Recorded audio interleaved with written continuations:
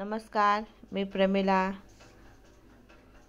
माझ्या चॅनलवर तुमचं मनापासून खूप खूप स्वागत आहे. चला, मी आज बनवत आहे पालकपुरी, खमंग अशी पालकपुरी. चला, सर्वात आधी मी पालक स्वच्छ धुवून घेतली आहे. कढईमध्ये पाणी ठेवलं आहे. पाणी गरम झालं, त्यामध्ये मी आता हे सर्व पालक त्याच्यामध्ये टाकून घेत आहे.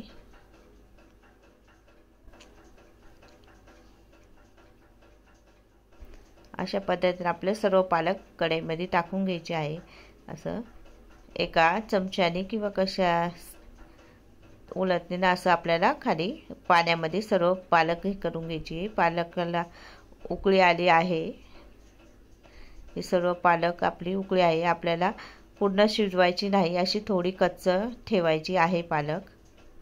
आता हे आपण त्या गॅस बंद करून घेऊया. आता ही सर्व पालक मी अशा पद्धतीने काढून घेते. आपल्याला गार पाण्यामध्येच पालक आपल्याला टाकायची आहे. गार पाण्यात टाकल्यामुळं आपला पालकाचा कलर असाच हिरवा राहतो. आपली पुरी पण हिरवीगार अशी छान दिसते. चला, आपण आता हे त्या पाण्यामध्ये सर्व पालक मी बुडून असं पिळून घेतले आहे. ते एक असं थोडंसं दाबून घ्यायचे आहे आणि मिक्सरच्या भांड्यामध्ये टाकले आहे. आता मी 3-4 मिरच्या घेतल्या आहे. 1 इंचीचा तुकडा मी बारीक करून घेतला आहे. आता मी मिक्सरला लावून फिरून घेतलं. बघा किती हिरवा कलर आलाय ना.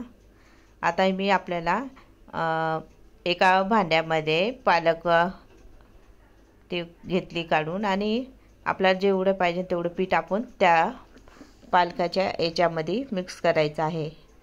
आता मी 1 चमचा आपला रवा घेतला आहे, बारीक रवा, आणि 1 चमचा मी बेसन पीठ घेतलं आहे आणि तीळ पण टाकायचे आहे. हा व्हिडिओ करताना फोन आल्यामुळं व्हिडिओ दिसत नाही आहे, तर मी त्याच्यामध्ये तीळ पण टाकले आहे. चवीनुसार मीठ टाकलं आहे आणि असं पद्धतीने आपल्याला मळून घ्यायचं आहे पीठ.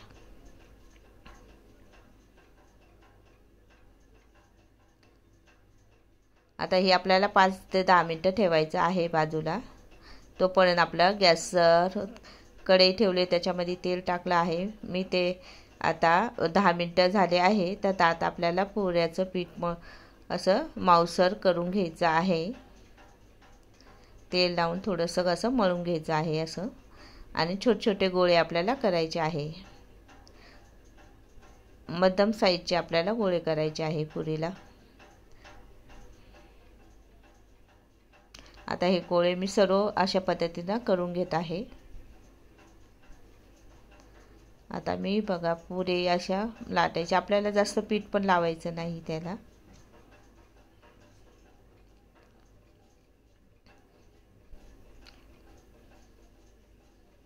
असं आपल्याला पुऱ्या लाटायच्या आहे आणि थोड्या जाडच ठेवायच्या आहे. जास्त पातळ करायचे नाही. पातळ केल्याने फुगल्या जात नाही पुरी.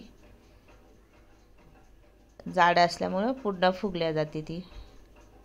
अशा पद्धतीने मी आता सर्व पुऱ्या करून घेत आहे.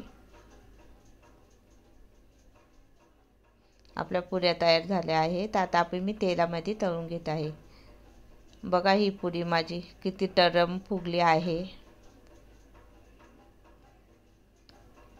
अशी टरम फुगली आहे बघा. त्याचा कलर पण किती छान दिसतोय.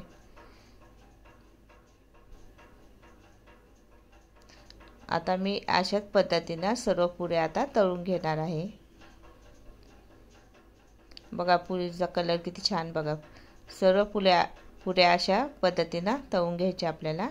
अशा फुगल्या जातात एकदम टरम.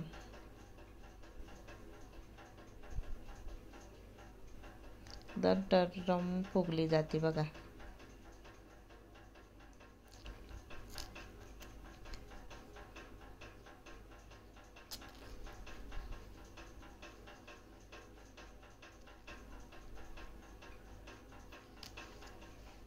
सर्व पुऱ्या मी आता तळून घेते आहे. पूर्ण पुरी बघा. त्याचं तीळ टाकले आपण, सफेद तीळ टाकले आहे ना, ते बघा, ती किती छान दिसते त्याच्यामध्ये. आणि चवीला पण आपण खाताना ती रवा टाकल्यामुळं एकदम कडकपणा आणि एकदम एकदम खुशखुशीत लागते आपली पुरी. आणि त्याची चव पण एवढी छान लागते का बस.